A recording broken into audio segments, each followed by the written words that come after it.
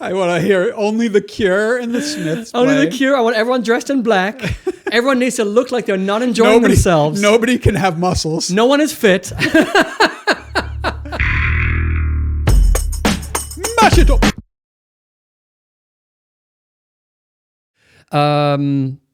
Pandora's Music Genome Project, but for movies. So an ecosystem of which movies influence other movies. Yeah. And I'm fascinated by movies that I love, and then to find out, like I just found out that, for example, Ridley Scott's Blade Runner, he ended up using footage from The Shining, outdoor helicopter footage, because the studio didn't like the fact that it was all rainy and all dark all the time, right? And I'm like, that's really interesting. And not to mention, Ridley Scott's calling up Kubrick and asking him a favor. That's fascinating to me. And so not just movies, but maybe directors, even actors maybe. Like, how are actors picking up cues off of each other for their different movies? That could get pretty wild, but even just movies influencing other movies, that's fascinating to me. Yeah. I would love to know. It's like that chain thing. The chain, like where did that spawn that? Right. And how come these 4 movies were influenced by this one movie, and what else would influence them? I can see that for books too. Sure, totally. Like totally. you read a good book and you're like, oh man, I'd love to find more. More like it, exactly. And I know I use Goodreads, and then there is a thing on there like, you'll like this, but I just don't feel like it's that accurate or that. Like most of the books it recommends me, I'm like, that just doesn't appeal to me at all. It's a bit like Netflix recommendations. It's sort of like touch and go. Like sometimes it'll be on point for me, other times not. These recommendation engines, given the AI, you would think that they could be so much better. Yeah. I just remember the music project and just seeing like, I know them. Like it was so interesting. Pandora in the early days, when when Pandora first hit, it seemed pretty good. Yeah, it was just like, this is like mind-blowing. And because you'd never seen it mapped out this way. We're talking 20 plus years ago. I know. What happened to that? Why are we using more of that kind of technology? People still use Pandora. Yeah. No, it's a very cool idea. I wish we could see something like this. So I don't know if you've ever seen rebrickable.com, it's for Legos. And it's so people that are into Legos have, thousands of Legos. And you can go on there and other users like you put up instructions for building different things with the Legos you have, right? So it's rebrickable. It's like the menus. What's in your pantry and what can you cook with that? Yeah, right. Because it's like once you've built, the Death Star from your, whatever thing, or an X-Wing that you made out of Lego, if you broke those down, maybe you can build, a Ferris wheel with with those same bricks. What about doing the same type of thing for board games and card games, where you've got these boards, you've got these pieces and cards and all these things.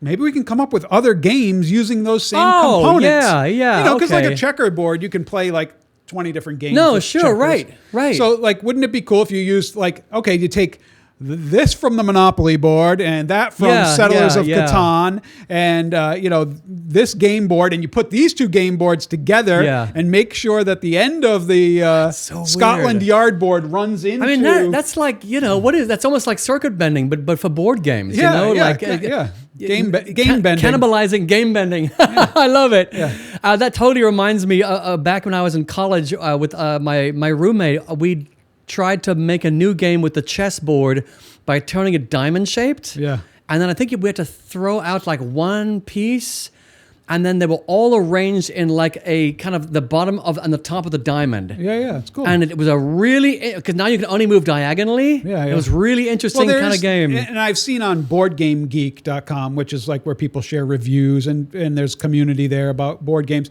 People will come up with alternative play methods for a given game, right? So let's say you're playing Scotland Yard, they'll say, okay, 2 people are Professor or Mr. X, and you know what I mean? Like, and leave these cards out and put these cards in instead. So it's usually it's packing the one game. I'm saying really like mix and match the games, put boards together, come up with like, okay, so you run out of here, and then that could spawn like a whole, web/app. Yeah. Inputting how games work, what the pieces are, what the cards are, and some sort of combinatorial engine that figures out how can you use the rules from this and the pieces from that with this board. Right, like these things happen to fit together. That's like mind-blowing. That'd be crazy.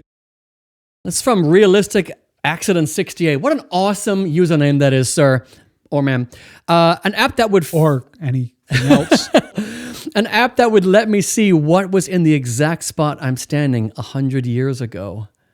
So I don't know what is involved with this. Like, do they mean photographic?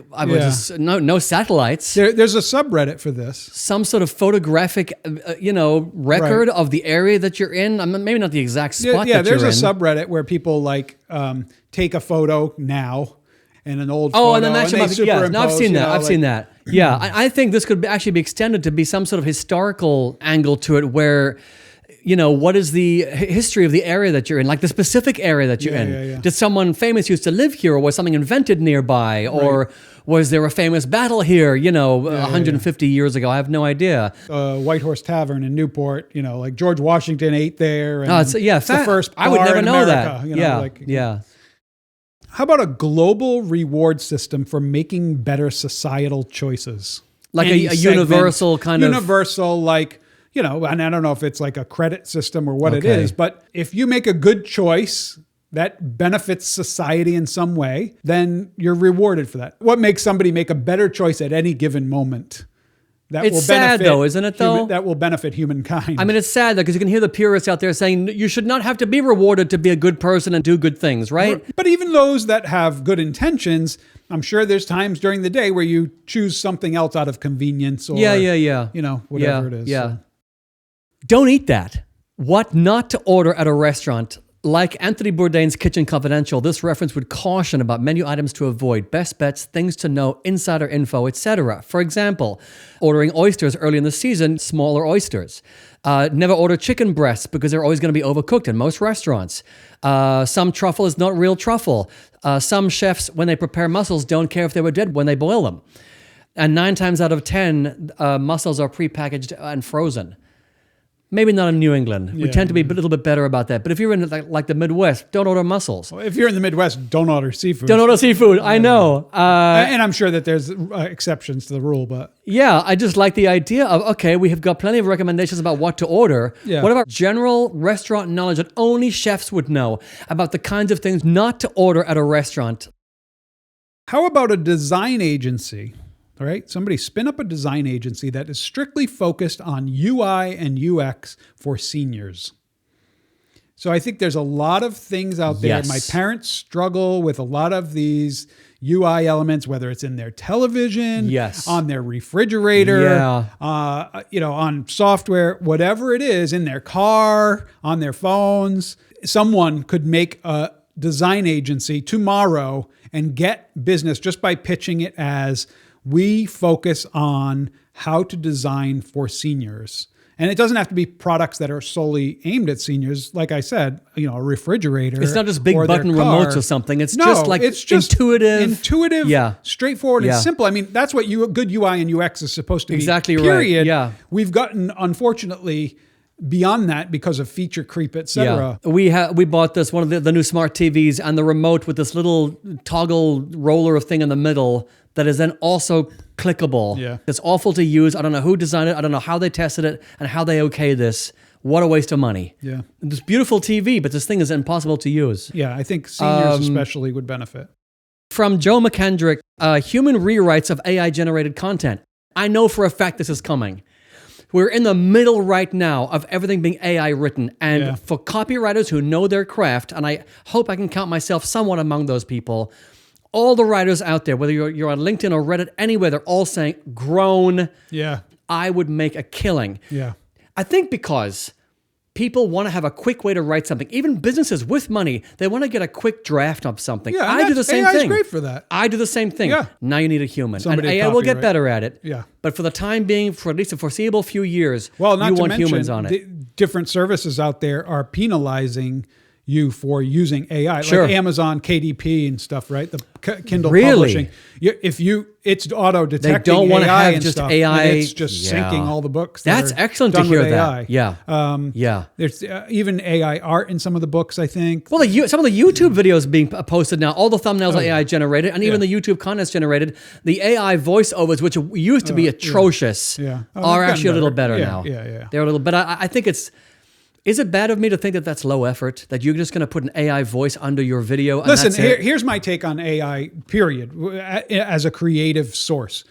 If the content is good in the end and I enjoy consuming the content, that's the litmus test. Beyond that, what does it matter? I can get behind that. Because somebody did something, whether it was just being good at prompting, to create something that I want to consume. Yeah. I'm all for it. I don't care if it's a record. I don't care if it's a movie. I don't care if it's, a 20 episode television show.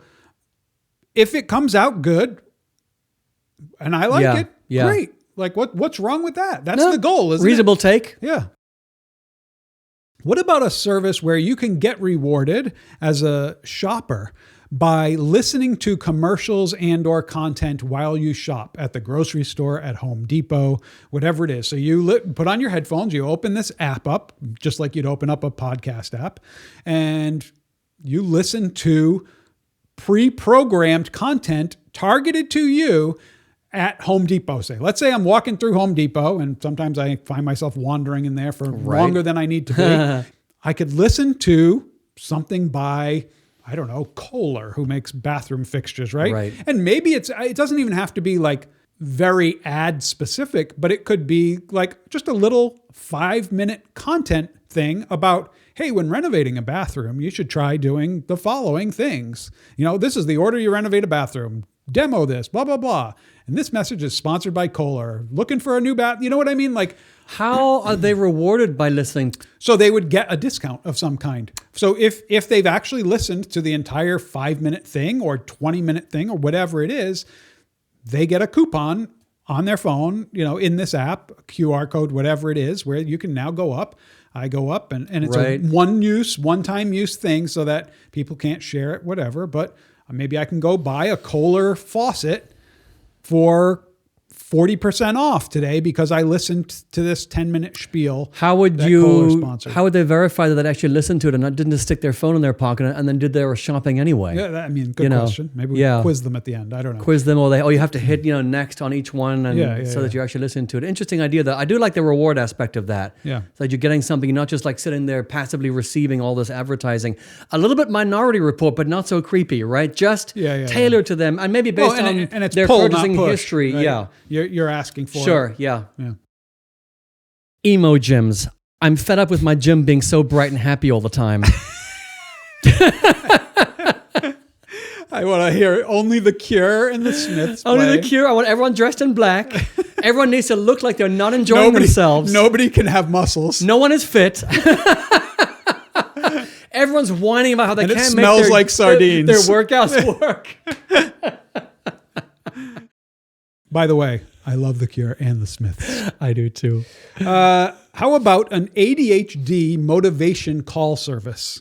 There are a couple services out there for people from a health perspective to get you to do fitness stuff where you sign up and it's like a few $100 a month, and every day you check in with a fitness coach of some kind, health coach of some kind. They call you every day. Hey, what are you going to do today to work out? And it holds you accountable, right? And so this would be similar, but it's for people that suffer from focus, like me, that people that suffer from getting stuff done when they know they need to get stuff done because you're focused on the wrong thing. So this would be a service that calls you daily, hourly, whatever you want it to be, weekly, and just says, hey man, I know you wanted to work on this. What things have you done to accomplish that?